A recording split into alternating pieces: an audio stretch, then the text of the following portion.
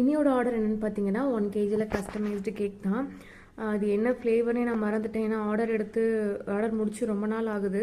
என்னால் வீடியோ போட டைம் இல்லாததுனால இப்போ தான் எடிட் பண்ணி போட்டுட்ருக்கேன். ஸோ நீட்டாக ஐசிங்லாம் பண்ணி எடுத்துகிட்டு நம்ம கஸ்டமைஸ் பண்ண ஆரம்பிச்சிடலாம்.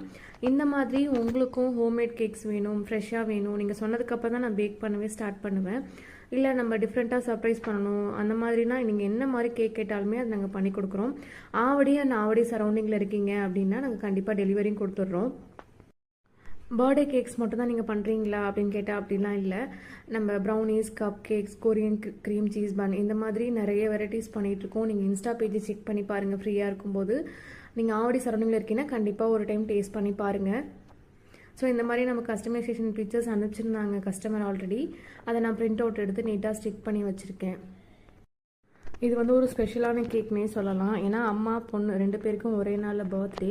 ஸோ அதனால தான் இந்த மாதிரி தீமில் சஜஸ்ட் பண்ணாங்க. ஸோ நானுமே அந்த பிரிண்ட் அவுட் எடிட் பண்ணுறதுக்கு முன்னாடியே அந்த ஹார்ட் ஷேப் டாப்பரில் வந்து கஸ்டமரோட நேம், அதாவது அம்மாவோட நேம், பொண்ணோட நேம் அந்த மாதிரி போட்டிருந்தேன். இது கூட வந்து பார்த்திங்கன்னா நமக்கு ஹோல்சேலாக ஒரு டீ கேக் ஆர்டர் இருந்தது. ஸோ அதுவுமே நம்ம கம்ப்ளீட் பண்ணிவிட்டு சைட் பை இந்த கேக்குமே பண்ணிட்டேன்.